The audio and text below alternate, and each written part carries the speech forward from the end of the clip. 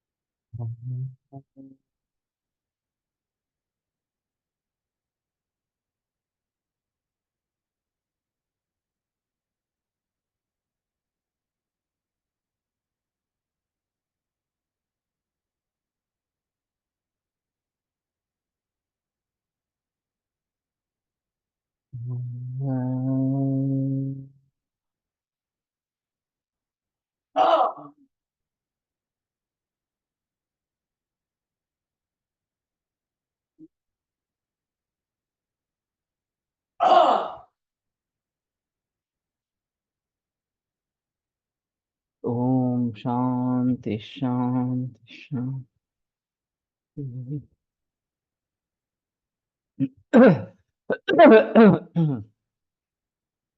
लकुच क्षुद्र पनसा लिकुचो डहुरित्यपि।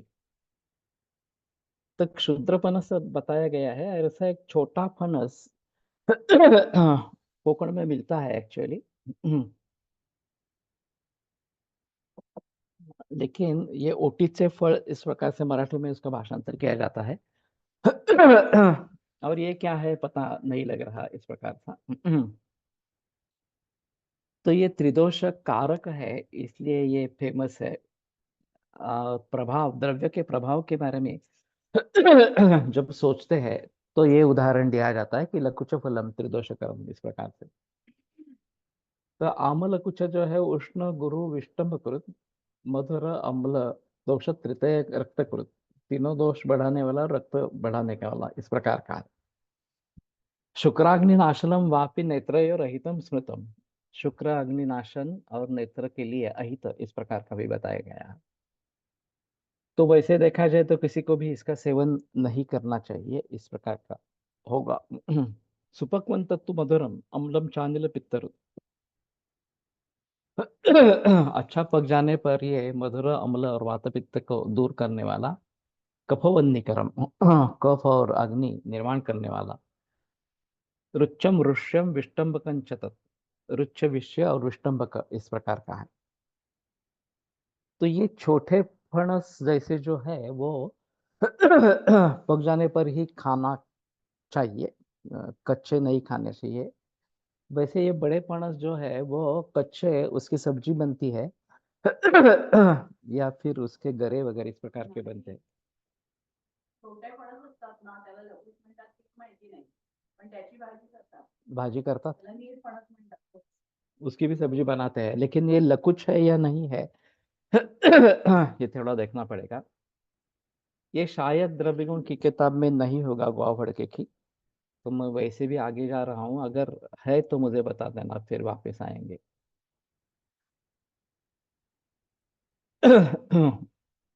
कदली। कदली वारणा मोचांबु सारांशुमती फला, सारांशुमती फला।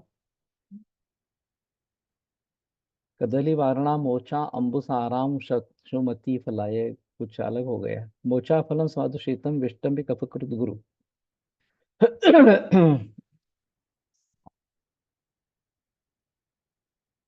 कदली वारणा मोचांबु सारांशु मती फला।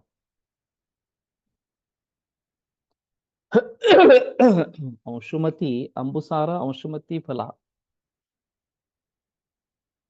मोचा फलम स्वादु शीतम विष्टम्बि कफकृत गुरु। तो मधुर शीत विष्टम्बि कफकृत और गुरु इस प्रकार का है। निग्धम पित्तासर त्रुट दाह क्षत क्षय समीरजित। स्निग्ध है, पित्त रक्त त्रुट दाह क्षत क्षय और वात को जीतने वाला है। पक्वम स्वादु हिमम तिक पाके स्वादु वृषं च ब्रूहणम। पक्व जो है वह स्वादु हिम विपाक में मधुर, वृक्ष और ब्रूहण है। शुतृष्णा नेत्र गददाह गदरुद मेहग्नम रुचि मांसकुल। तो क्षुतृष्णा नेत्र गदरुद मेहग्न, रुच और मांस निर्माण करने वाला। माणिक्य मर्त्यामृत चंपकाद्या भेदा कदल्या भवोपि सन्ति। माणिक्य, मर्त्य, अमृत, चंपक, या अनेक प्रकार उसके है, जाती है। उक्ता गुणास्तेषु अधिका भवन्ति निर्दोषता स्याल्लघुता च तेषाम्। तो आगे आगे वाले ये ज्यादा अच्छे हैं ऐसा लगता है। अधिका भवन्ति निर्दोषता स्या लघुता शतेषाम। निर्दोषता और लघुता ये प्राप्त हो जाती है। तो वैसे देखा जाए तो गरीबों के लिए कदली यही एक फल अच्छा इस प्रकार का है, जो भी बाकी फलों के हिसाब से सस्ता है। और गुणकर्म को देखेंगे पक्वम, ऊपर जो गुणधर्म बताए गए वो शायद कच्चे केली के फल के है, फिर भी वो वात पित्त को कम करने वाला इस प्रकार का है। पक्व जो है वह स्वादु वो ही खाया जाता है ज्यादातर। शीत, विपाक मधुर, वृष्य, ब्रूहण, क्षुत तृष्णा नेत्रगद, इनका नाश करने वाला। मेहग्न, रुचि और मांस बढ़ाने वाला। तो ये काफी अच्छे गुणधर्म है। फिर बात अभी ये है कि बाजार में जो केले आते हैं वो कार्बाइड वगैरह डाल के पका के लाते हैं। मूल रूप से अच्छे ढंग से पकाना नहीं होता। और जहाँ इसकी खेती होती है, कदली की इस प्रकार के बड़े मात्रा में खेती होती है, जळगांव वगैरह इस साइड में काफी प्रचलन है इसका। तो वहाँ पेस्टिसाइड्स और रासायनिक खाद ये सब डाले जाते हैं। तो अगर नैसर्गिक रीति से केला बनता है और नैसर्गिक रीति से परिपक्व होता है, उसमें जो एक वसई का केला आता है जिसकी छाल बिल्कुल पतली होती है और स्वाद अच्छा आता है, छोटे केले रहते हैं। ये वास्तविक में अच्छे इस प्रकार के हैं। लेकिन भाव प्रकाश में एक रेफरेंस आता है या योग रत्नाकर में कि फला ज्ञादव समश्न्यात दाढ़ीमादिनी बुद्धिमान विनामोचा फलम तद्वद वर्जनीय च कर्कटी। केला भोजन के शुरू में नहीं लेना है, और कर्कटी, ककड़ी भी जो है वो भी भोजन के शुरू में नहीं लेना है। तो ये अब कब लेंगे? क्योंकि भोजन के उपरांत तो ये कफ बढ़ाने वाला इस प्रकार का है, तो ये भोजन के उपरांत तो ठीक नहीं है। तो दो भोजनों के बीच में अगर ये बात हो सकती है तो एक अच्छा इस प्रकार का रहेगा। और इसका पाचन करने वाला इलायची है। तो अगर केला ज्यादा खाने से कफ होने की प्रवृत्ति है तो इसमें इलायची खाने की सलाह दे सकते हैं, या केले के साथ इलायची दे सकते हैं। वैसे महाराष्ट्र में ये केला और दूध ये खाना तो एक कप मी ठेवले जिन्यात, जसे त्याने कप खाली गेले ते कप आणि दूध काय घेऊन येशील का? दूध आणलं सर?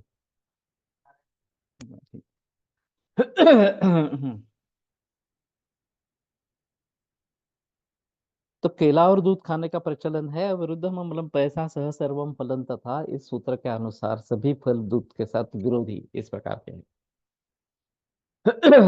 तो नहीं लेने हैं। तो विदेशों में खास करके मैंने प्रयोग किया था। कदली शायद इस द्रव्यगुण की किताब में होगा, एक बार देखो कि है या नहीं है इस प्रकार से। कि केले का शिकरण नारियल के दूध में किया था। नारियल दूध आसानी से अवेलेबल है और इसका कोई विरोध नहीं है, क्योंकि तो वो नारियल है, वो तो दूध नहीं है वास्तव में। और फिर उसमें शहद डाला था शक्कर के बजाय, ऐसा इस प्रकार से। और इलायची की पाउडर डाली थी। ये इतना खूब अच्छा बना, बहुत टेस्टी रहा। और हमारे हिसाब में उसका कफकर्तृत्व जो है वो उसको थोड़ा ये शहद के साथ कम कर सकते हैं। और वाजीकरण, बुरकण, मांस, शुक्र बल प्रदान सभी दृष्टि से अच्छे हैं। तो मुझे लगता है कि ये एक अच्छा ऑप्शन लोगों के लिए है। केवल इस प्रकार के फल पाना ये अभी काफी मुश्किल हो गया है। जो नैसर्गिक इस प्रकार के हो, ऑर्गेनिक हो, इस प्रकार के फल पाना ये काफी मुश्किल मामला बन गया है। तो उसके हिसाब से देखना चाहिए। इसमें कदली के जो स्तंभ है उसके बारे में कुछ बात नहीं कही। कदली का क्षार भी बनता है, और इसमें से जो पानी निकलता है, वो काफी पानी रहता है, तो उसको सुखा के उसका क्षार बना सकते हैं। काफी अच्छा मूत्रल है। और पानी उसका जो है, जब कदली काटते हैं, ऐसा कहा जाता है कि जब ये एक ब्रांच के लिए एक केले का घड़ निर्माण हो गया, जिसमें करीबन 60 70 80 भी केले हो सकते हैं, उसमें से एक भी केला पक गया तो समझ लेना है कि तुरंत उसको काटना है और फिर घर पे रखना है। आगे वाले केले बहुत जल्दी पकने लगते हैं। और उस समय उसको मूल से काटते हैं इस प्रकार से। ये मालूम नहीं है किस प्रकार का प्रचलन है, लेकिन ऐसा प्रचलन तो है। तो वहां से पानी निकलता है। नहीं, शायद उच्च कोटि की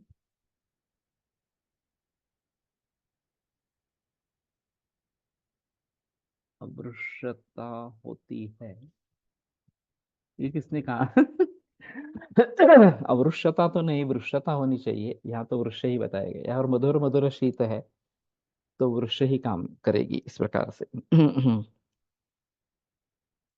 और ये सबसे सस्ता फल है। बाजार में उपलब्ध जो भी फल है उसमें से सबसे सस्ता फल है। अभी केमिकल्स के वजह ये क्या लें? मूज। इसलिए गरीबों के लिए फल अगर खाने हैं तो कैसे खाना है, ये इसके बारे में थोड़ा सोचना पड़ेगा। अभी फलों का प्रचलन काफी था पहले से। बीच में ये जैसे केमिकल्स का प्रयोग ज्यादा होने लगा, और खास करके फलों पर तो बहुत ही ज्यादा होने लगा इस प्रकार का। कदली खाम ची भाजी बनवतात साऊथ इंडिया, साऊथ मध्ये मूत्राशमरीसाठी पण युजफुल खाम या। तो मूत्रल अच्छा है ये। और मूत्राशमरी के हिसाब से भी अच्छा है। कदली क्षार भी बनता है। तो इस सभी दृष्टि से कदली का प्रयोग होना जरूरी इस प्रकार का रहेगा। और जैसे मैंने कहा कि बीच में इस प्रकार का प्रचलन था, फल लोग काफी खाते थे इस प्रकार से। अब ये पेस्टिसाइड्स के जरिए खाना कुछ लोगों का कम हो गया। बाकी लोग अभी भी खाते हैं इस प्रकार से, और आम भी इसी प्रकार के केमिकल वाले होते हैं, वो भी लोग खाते हैं इस प्रकार से। लेकिन अगर इससे छुटकारा पाना है, तो मैं समझता हूँ कि फलों का प्रचलन फिर से आना चाहिए। ये महंगे हैं इसलिए लोग खाते नहीं है, ये एक बात हो गई इस प्रकार से। केले का पानी पीने से क्या नपुंसक हो जाते हैं क्या? ये तो मैंने कभी सुना नहीं है।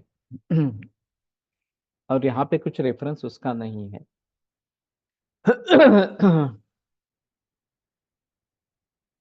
ते अवृक्षता निर्माण करने वाले हैं ऐसा तो, केला तो फल जो है वो तो वृक्ष है, लेकिन ये अवृक्षता निर्माण करने वाला है ऐसा तो कुछ रेफरेंस अगर सामने हो या प्रचलन हो तो फिर बता देना इस प्रकार से।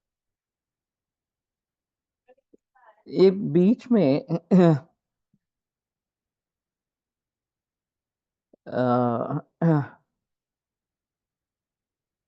विटामिन्स के बारे में मैंने, जब ये वसा आरोग्य था ये किताब लिखी थी, तो विटामिन्स के बारे में काफी बहस की थी। अभी जो नेचुरल फॉर्म में हमें जो भी मिलता है, चाहे अनाज वगैरह इस प्रकार के हो, चाहे फल हो, चाहे और कोई चीजें इस प्रकार की हो, तो उसके बारे में विटामिन्स की थ्योरी एलोपैथी में काफी देर तक प्रचलन में थी। खास करके कष्टार्थ या डिस्मेनोरिया के लिए B1 का प्रयोग, और वो B1 चावल का जो आवरण है उसमें ज्यादा होता है, और ये इसके लिए एक दवा है, ये यहाँ के गोखले डॉक्टर का संशोधन था। आदि विटामिन B12 और D3 की काफी काफी कमी है, और उसका मूल कारण कदलीकल्प रसायन फॉर श्वेत प्रदर।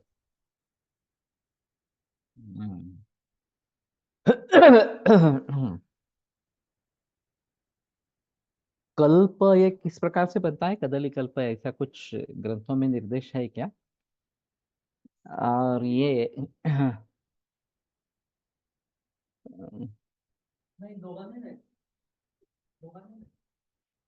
Calcium, vitamin D and B. Calcium की कमी लेकिन डी की वजह से भी है, इसलिए कैल्शियम को भी अलग तरीके से सोचना है। और इसका मूल कारण जर्सी गाय है।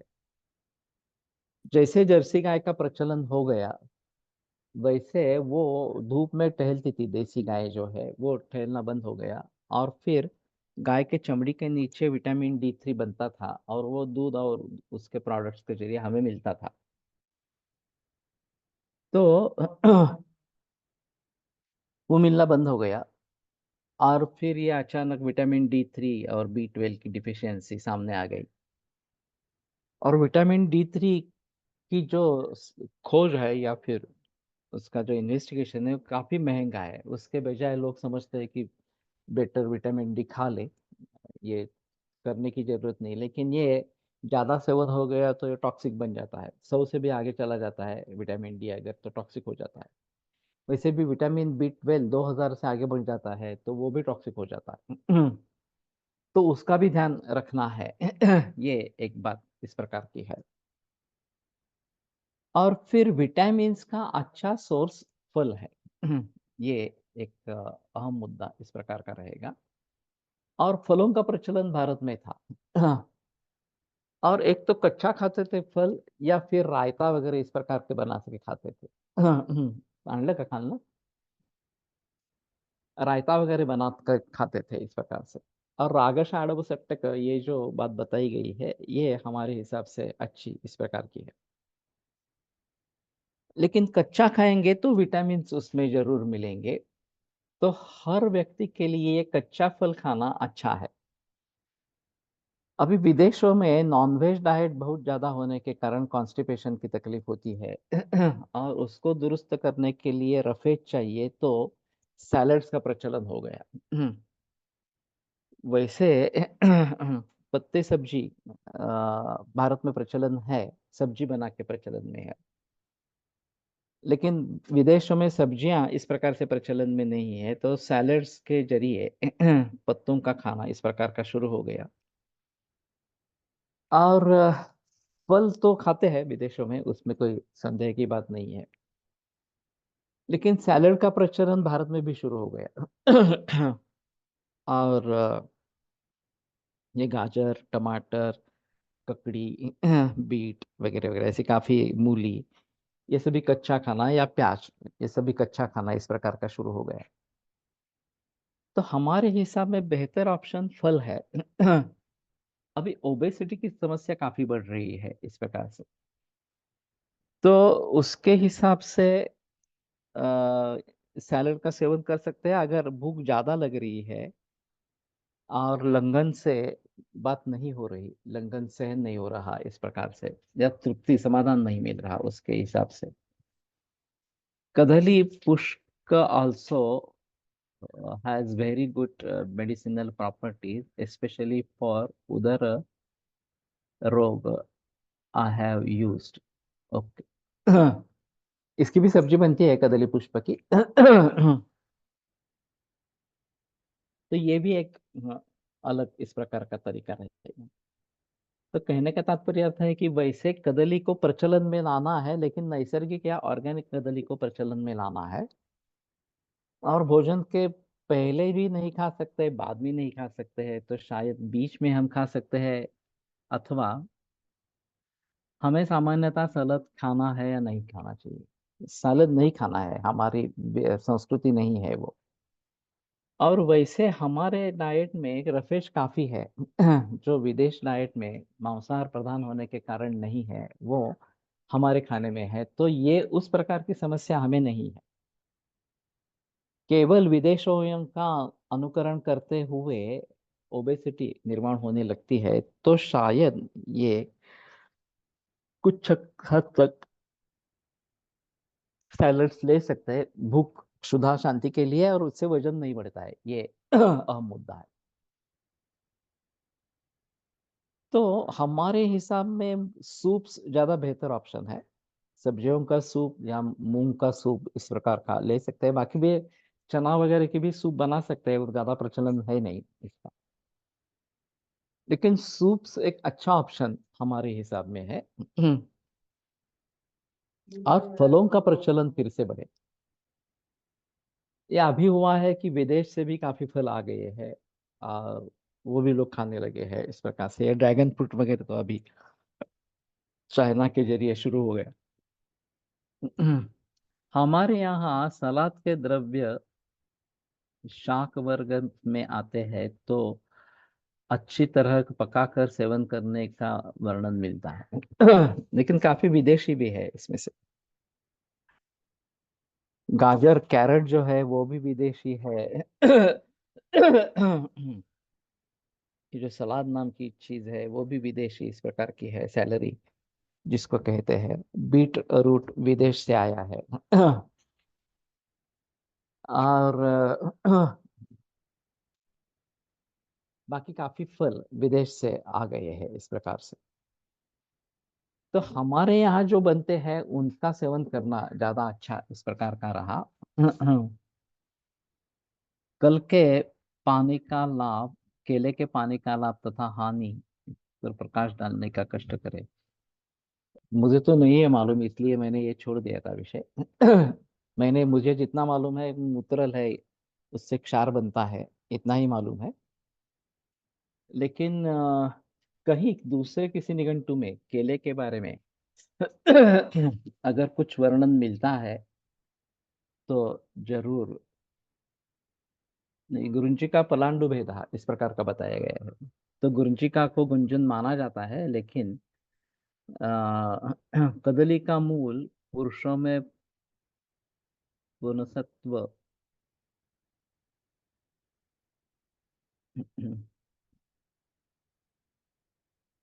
ये जो गुंजन इस प्रकार का है, ये वास्तव में पलांडु भेद इस प्रकार का टीकाकार ने लिखा है, केवल नाम सादृश्य से उसको गाजर समझते हैं, लेकिन ऐसी बात है नहीं।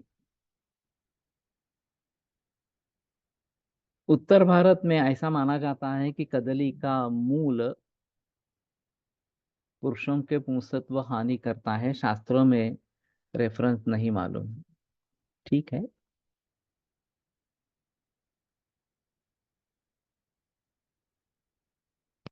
कोशिम्बीर बेटर टू यूज और नॉट? कोशिम्बीर खा सकते हैं, लेकिन ऐसा है कि उसमें सैलड ड्रेसिंग करते हैं विदेशों में, कच्चा तेल, ऑलिव ऑयल प्रयोग में लाते हैं। हमारे यहाँ करना है तो तड़का देना है उसका। ऑलिव ऑयल का नहीं, मूंगफली के तेल का, इस प्रकार का। तो वो बेटर ऑप्शन इस प्रकार का रहेगा। तो कोशिम्बीर को कुछ हद तक सेवन करना ठीक है इस प्रकार से। ये थोड़ा बीच में रहेगा, सैलड और पक्की हुई चीजें खाना, इस प्रकार से। Some Vedas are use kadali stem juice for renal stone. ये तो है, मूत्राशमरी नाशक है। ये महाप्रकाश में, ये गोवा फावड़े की किताब में है या नहीं, है देखा क्या? टू ईट पक्व एंड अपक्व टुगेदर इज विरुद्धान्न। ये थोड़ा मुश्किल रहेगा। मिश्रम पथ्यम अपथ्यंच समशनम, इस प्रकार की बात कही गई है। तो ये समशना कहा जाएगा, ये अच्छा नहीं है। त्रिण्यप्यता ने मृत्यु व घोरान व्याधिम सृजंती व, इस प्रकार का वर्णन बताया गया है।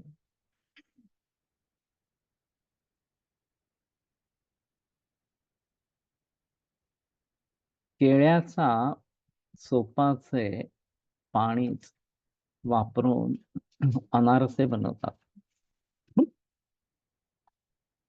केळ्याच्या सोपाचं पाणी वापरून अनारसे बनवतात।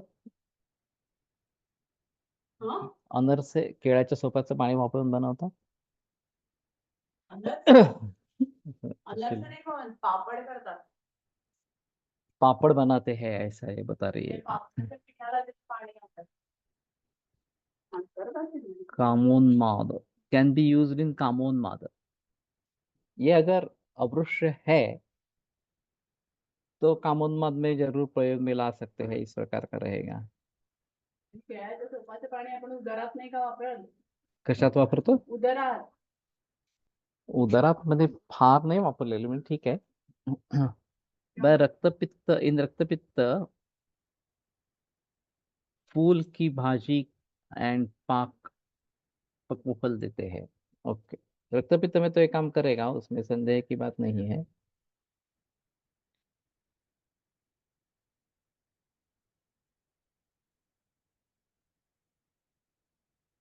आजकल नेचुरोपैथी के नाम पर कच्चे आहार का प्रयास बहुत हो रहा है, जिसमें फल और सलाद खिलाते हैं।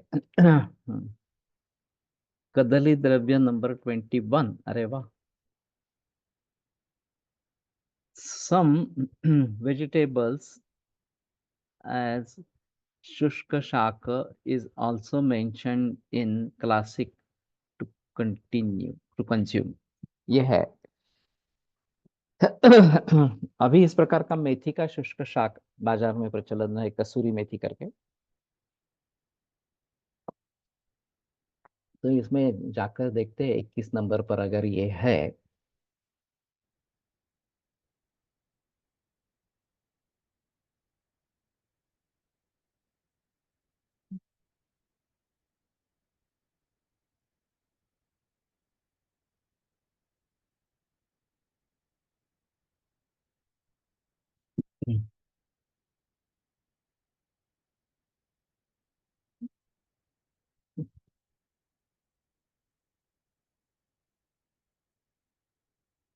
मर गए हैं।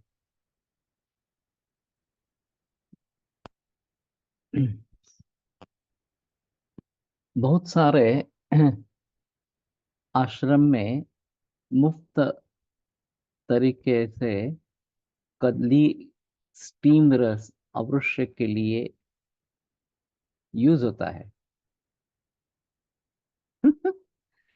लेप ऑफ तेल मज्जा इन अग्नि दग्ध फल मज्जा, हाँ। चक्र Chakradutta has mentioned Kadali in Daha Chikitsa. Okay.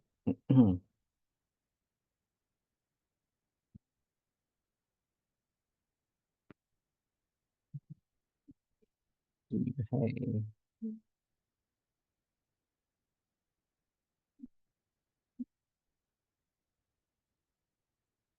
कुमारी।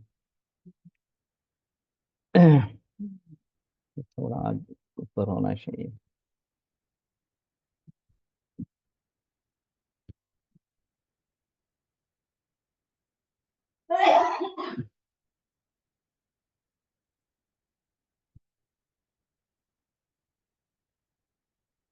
समय ले रहा है काफी।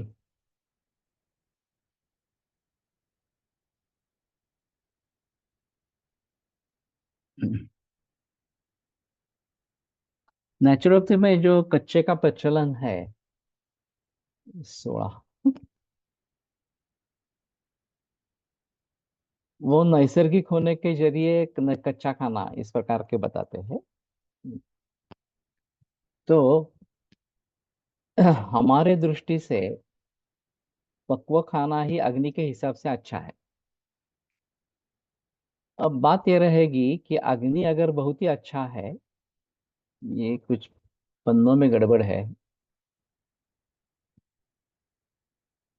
ये बीच में पन्ने अन्य पन्ने घुस गए हैं। कटफल। तो कदली यहाँ पे नहीं है 21 पर।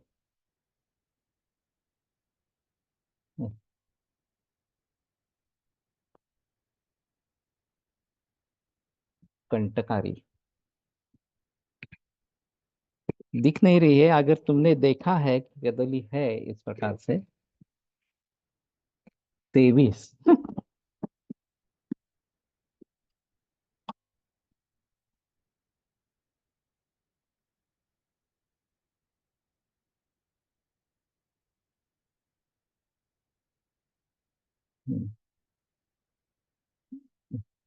ठीक है। कदली वारणा मोचा अंबुसारा अंशमती।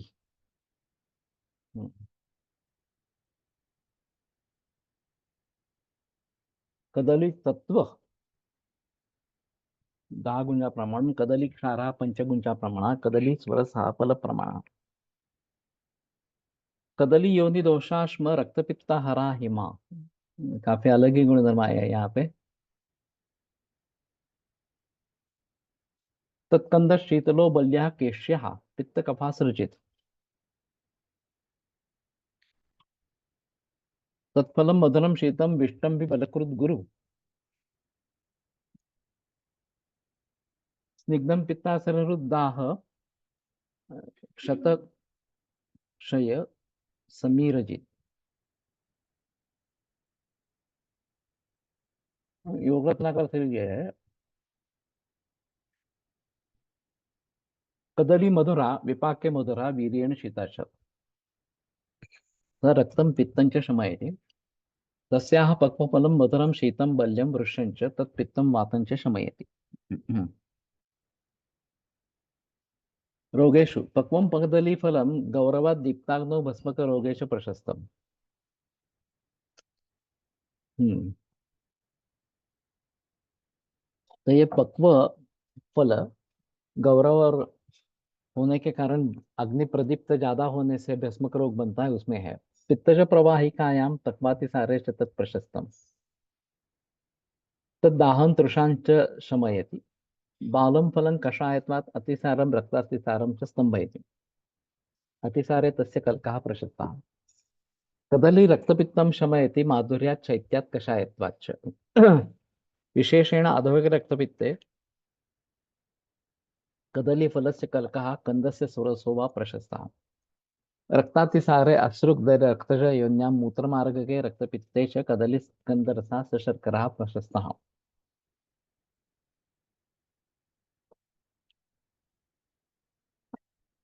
कदलीपक्वफलान्यपि आहारे तत्र योजयेत्। कदलीकन्दरसा दाहं तृष्णाञ्च आशु शमयति।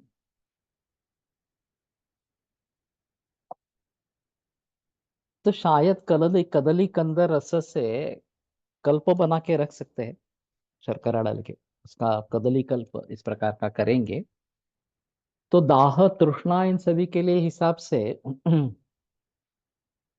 कैंसर के बाद में जो केमोथेरेपी रेडिएशन चलते हैं उसमें ये जरूर दे सकेंगे खाने के लिए। तो जब कदली कट जाती है तो ये मिल जाता है इस प्रकार से तो उसका स्वरस निकाल के उसका कल्प अगर बनाएंगे तो ज्यादा अच्छा इस प्रकार का रहेगा। पक्व कदली खाने से एसिडिटी क्यों होती हो जाती है, ये शायद केमिकल्स वगैरह का परिणाम होगा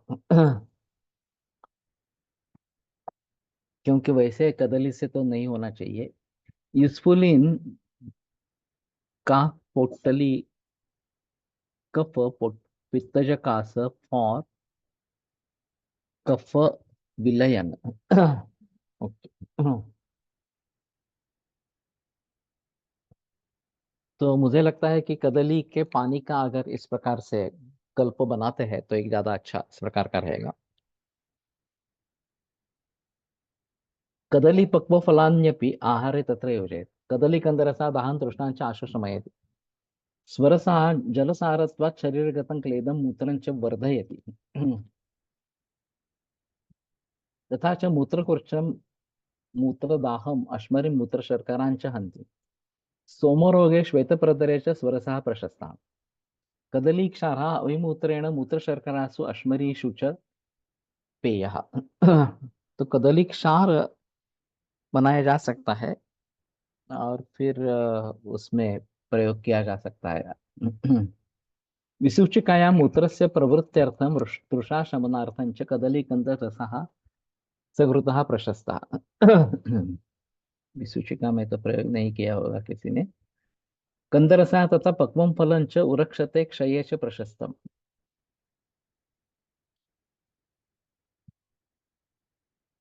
कदलीकंदरसः मल्लविषम अहिफेन विषम च शमयेति, ये तो और अजीब बात है ओके तो विषनाशन इस प्रकार का भी है। तो मुझे लगता है कि इसका प्रचलन बढ़ना चाहिए और खास करके जो नैसर्गिक केले हैं उनका प्रचलन बढ़ना चाहिए ऑर्गेनिक शॉप्स में कदली मिलती है, आसानी से मिलती है। तो केवल लाना ये जरूरी इस प्रकार का रहेगा कदली गुरु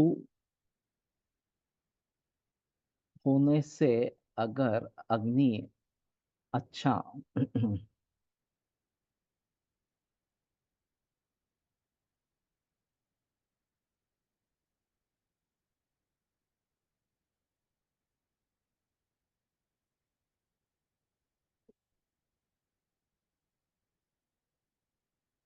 अग्नि अच्छा प्रदीप्त नहीं होगा तो विदाई होंगी,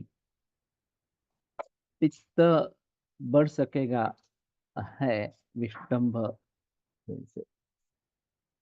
मुझे थोड़ा सा मुश्किल लगता है केले का अगर शिकरण बना के लेते हैं तो ये विरुद्धांग हो जाता है, ये विष्टम्भी या फिर विदाह करने वाला इस प्रकार का हो जाएगा। इस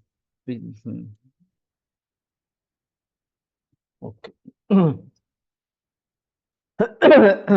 तो इसका केमिकल प्रिपरेशन जो है वो तो रुकवाना पड़ेगा और नैसर्गिक रूप में केला अगर मिलता है तो ज्यादा अच्छा इस प्रकार का रहेगा। जैसे मैंने कहा गरीब लोगों के लिए अच्छा है, हाँ मैं उस बात को मैंने छोड़ दिया कि विटामिन्स की आपूर्ति होने के लिए हमें फल फल खाने चाहिए, ये एक अहम मुद्दा है अभी जो समस्या ये है इसमें प्रायः ऐसा देखा जाता है कि जो फल पकते हैं पर पकने पर अति मधुर हो जाते होते हैं, जैसे कदली चीकू, ये कच्चे होने पर अति कषाय होते हैं, ये तो है लेकिन बात इस प्रकार की है कि हार्मोनल इम्बैलेंस की संख्या बढ़ रही है, उसके जरिए होने वाले विकारों की संख्या बढ़ रही है। विटामिन्स के कमी के जरिए होने वाले रोगों की संख्या बढ़ रही है। कंदरस यूजफुल अफी एंड सोमल विषय साइड इफेक्ट्स या, तो उसके बारे में भी थोड़ा सोचना पड़ेगा।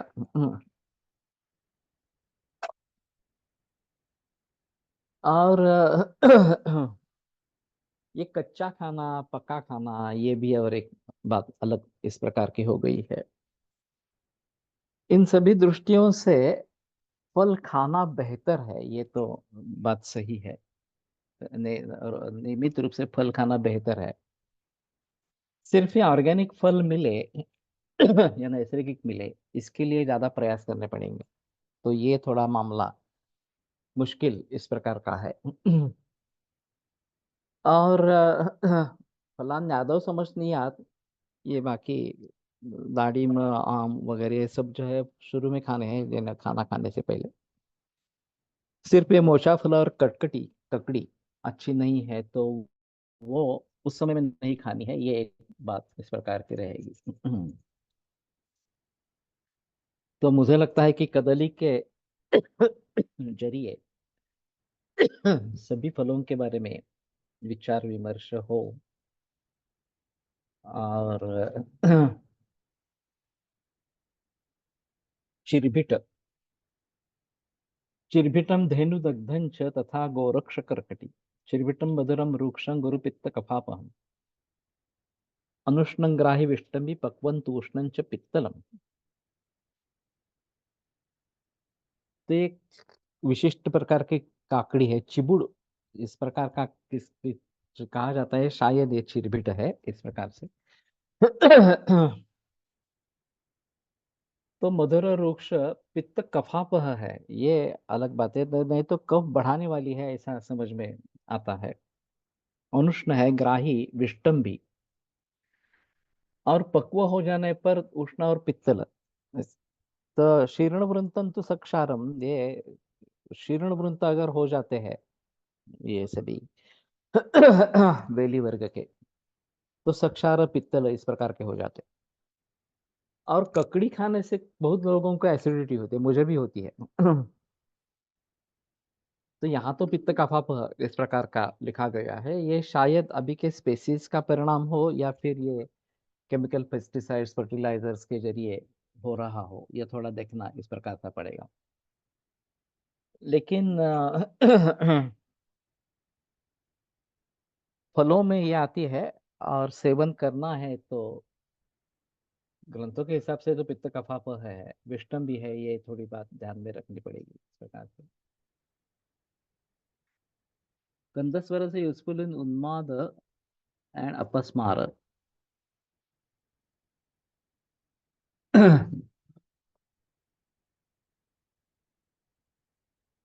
हाँ, तो ये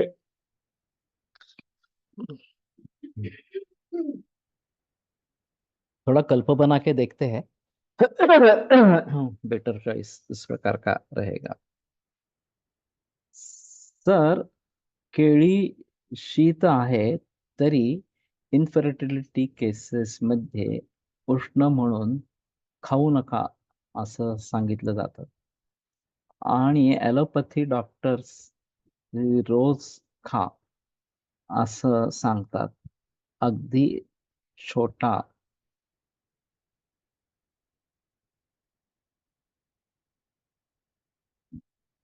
मध्ये सुद्धा प्रतिशय असेल तरी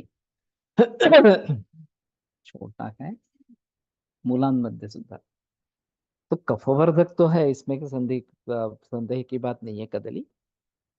लेकिन वैसे गर्भिणी में निषेध होने का कोई कारण नहीं है, वैसे तो उष्णवीर्य है ही नहीं। मधुर ब्रूहण मांसवर्धन करने वाले वगैरह इस प्रकार के वृक्ष है, तो शायद ये कुछ अपप्रचार हुआ है लोगों में, तो इसके बारे में थोड़ा सोचना पड़ेगा।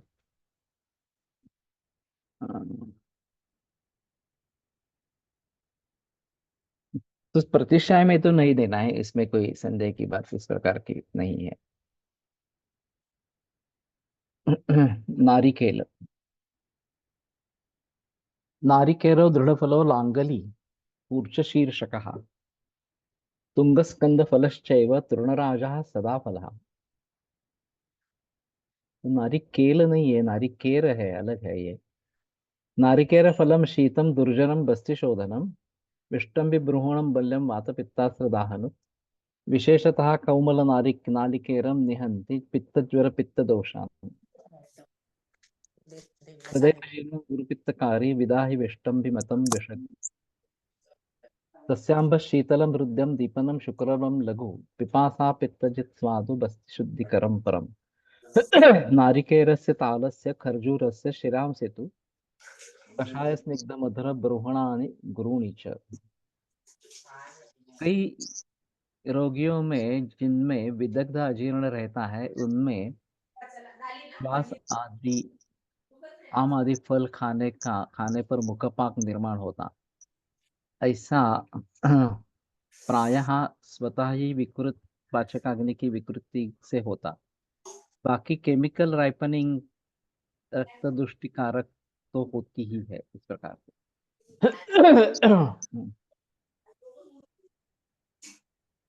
डॉक्टर श्रद्धा। तो ये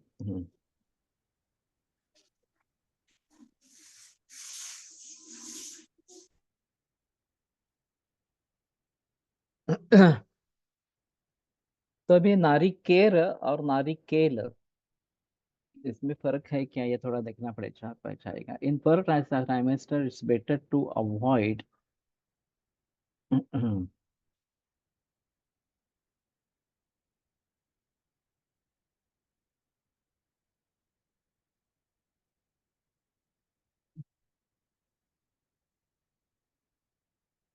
कदली असं म्हणतात.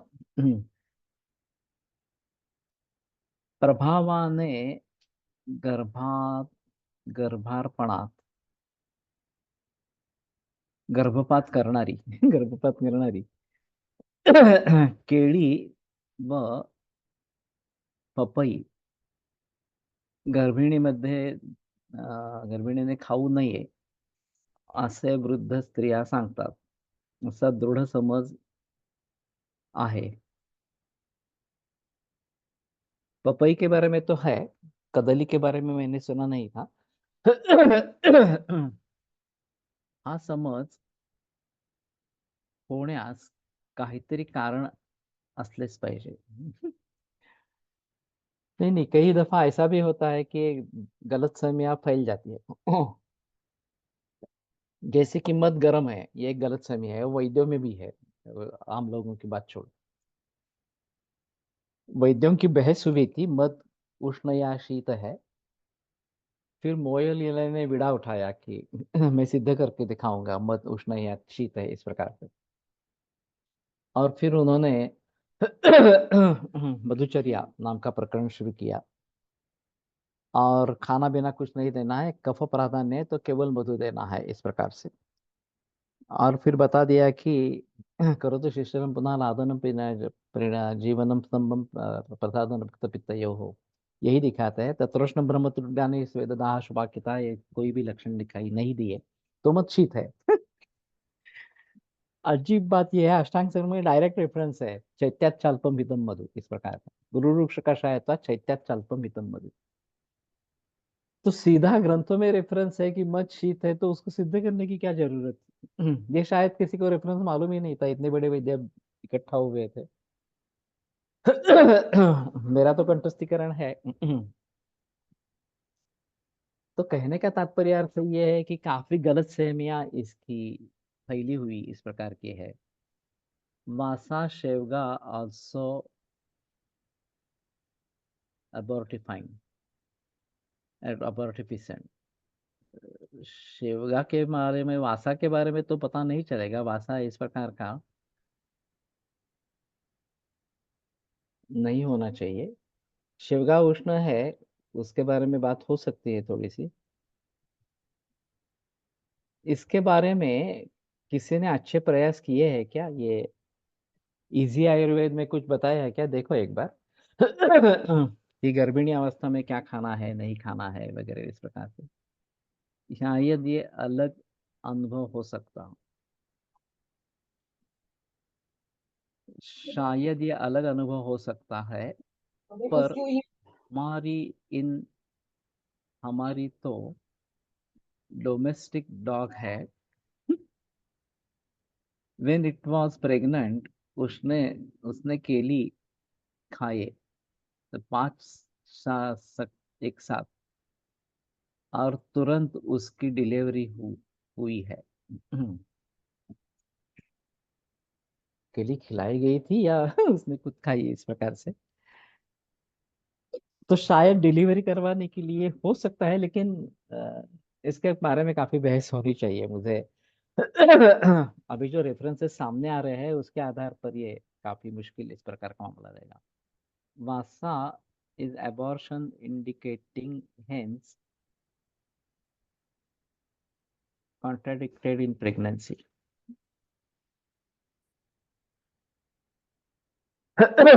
ये वासा ही कह रहे हैं या वसा वगैरह कह रहे हैं?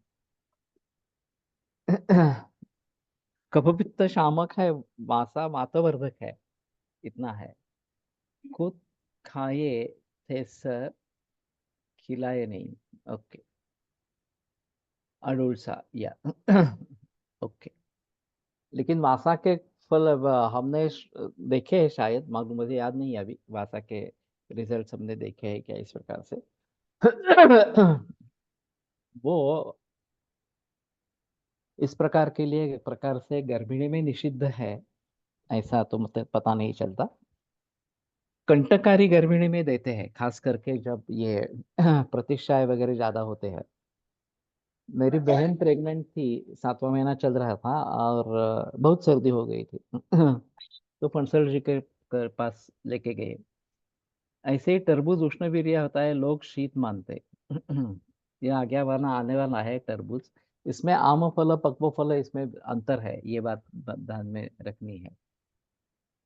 Excessive intake of fruits by mother in pregnancy, कफज विकार in baby seen later on. तो अतिसर्वत्र वर्ज्य थे तो बात होनी ही है, इसमें कोई संदेह की बात इस प्रकार की नहीं है। लेकिन मुझे लगता है कि गर्भिणी अवस्था में क्या लेना है, क्या लेना नहीं है, उसका शास्त्रीय प्रमाणों के साथ, उसके रेफरेंस के साथ अगर बताते हैं तो ज्यादा अच्छा रहेगा। तो मैं बहन की बात कर रहा था, तो जब लेके गए बहुत ही प्रतिष्ठा था। तो फंसलकर ने कहा कि सबसे अच्छी दवा कंटकारी है, और उन्होंने कंटकारी गोक्षुर का प्रयोग किया था सितोबलादी चूर्ण के साथ। और 2 दिन में ये प्रतिशत काफी कम हो गया। तो ये कंटकारी और गोक्षुर ये उनके प्रचलन में ज्यादा इस प्रकार का था। जैसे दातार गुरुजी ने अश्वदंशादि गुग्गुल बताया, उस प्रकार से शरीर स्थित पानी का पचन करने के लिए कंटकारी और गोक्षुर, पानी का पचन करने के लिए कंटकारिया और गोक्षुर ये अच्छा कॉम्बिनेशन इस प्रकार का है। वासा तर रक्तपित्तासाठी उत्तम औषध आहे। तो मुझे ये थोड़ा कंट्रोवर्शियल लगता है, वासा का प्रयोग नहीं करना है इस प्रकार से, या वो इस प्रकार से अबॉर्शन को करता है। ठीक है, जानकारी इकट्ठा करते रहो। मुझे ऐसा लगता है कि ये इन सभी के बारे में बहस होना काफी आवश्यक इस प्रकार का रहेगा। अभी जो मैंने सुबह की सीरीज शुरू की है, हफ्ते में एक बार करता हूँ रिकॉर्डिंग। तो ये यूट्यूब पर चल रही है, इन्वेस्टिंग इन हेल्थ, आरोग्य में निवेश।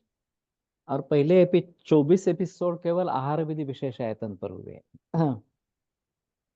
अब मैं उसके आगे दिनचर्या ऋतुचर्या के बारे में बोलने वाला था, लेकिन सुश्रुत का कहना था कि वो करेगा उसके बारे में, तो वो सब्जेक्ट मैंने उसके लिए छोड़ दिया।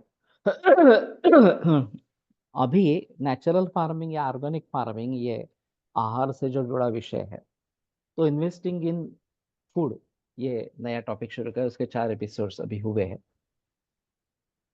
और हमने क्लिनिक में 2 ग्रुप्स टेलीग्राम के बनाने के इस बारे में, एक यहाँ पे रनवे रंगन में बन गया, एक सदाशिवपेट में बनेगा। और फिर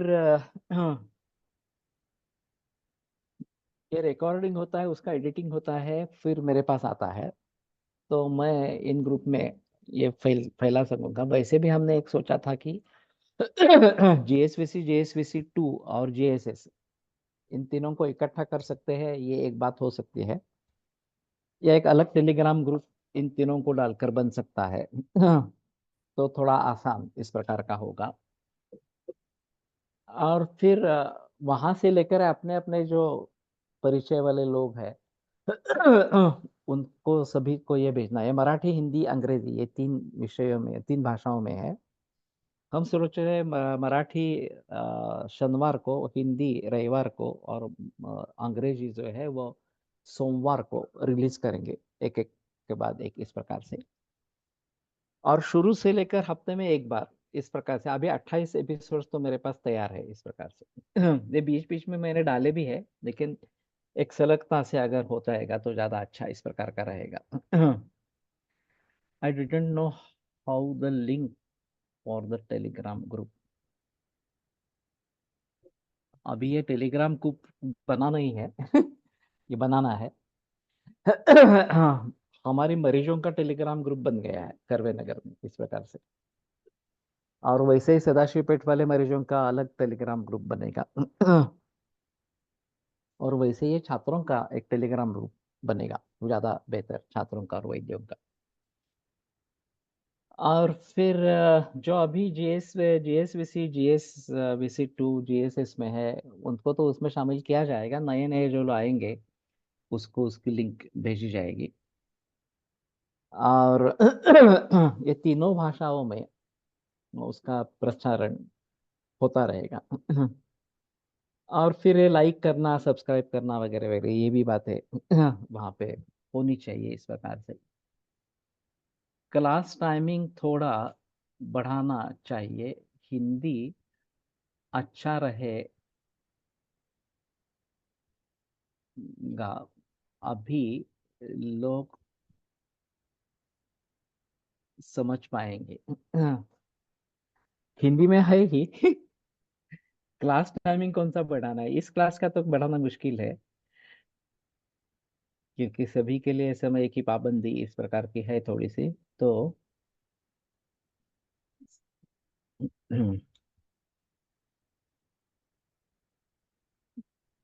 मेरा मेडिकल प्लॉट का फेसबुक है,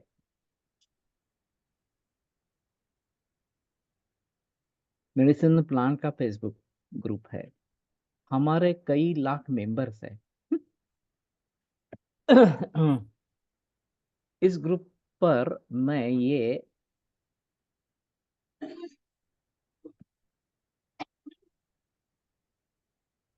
रिकॉर्डिंग शेयर करे तो अच्छा लाभ होगा। जरूर करो। मैं तो चाहता हूँ कि जितने ज्यादा लोगों तक पहुंचे, विदेशों में भी पहुंचे, अंग्रेजी है तो विदेशों में भी पहुंचे इस प्रकार से। और वैसे तो ज्ञान ही देना है हमें, उससे कुछ पाना नहीं है। लोगों का स्वास्थ्य अच्छा रहे, इस उद्देश्य से अगर ये करते रहेंगे तो ज्यादा अच्छा इस प्रकार का रहेगा। तो अभी ये नारी केयर के बारे में पता नहीं चल रहा कि ये नारियल ही है या और कुछ है। सर,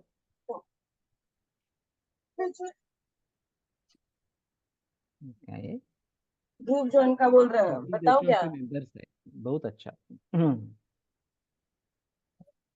तो इसके जरिए ये अगर जाता रहेगा तो हमारे पास 7 चौक 28, 7 महीनों का अभी है तैयार। मटेरियल तैयार है। और वैसे मैं हर महीने में 4 4 एपिसोड्स करता रहूंगा, एक बार रिकॉर्डिंग करके इस प्रकार से। तो धीरे धीरे पहुंचता पहुंचता रहेगा। और सुश्रुत जो जुड़ जाता है तो वो दिनचर्या ऋतुचर्या के बारे में वो बोलेगा।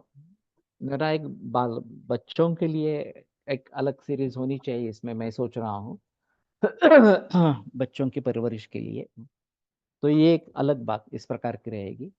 ऑक्यूपेशनल हैजार्ड्स के हिसाब से भी एक अलग सीरीज होनी चाहिए। तो ये भी एक अलग बात इस प्रकार की रहेगी। और फिर आगे चलकर इसमें काफी विषय है, कुटुंब व्यवस्था, परिवार व्यवस्था के बारे में मुझे बताना है, वो भी एक अलग बात इस प्रकार की रहेगी। Please share the Facebook group link. Sir, जनपदोध्वंस पे भी होना चाहिए। जरूर होना चाहिए।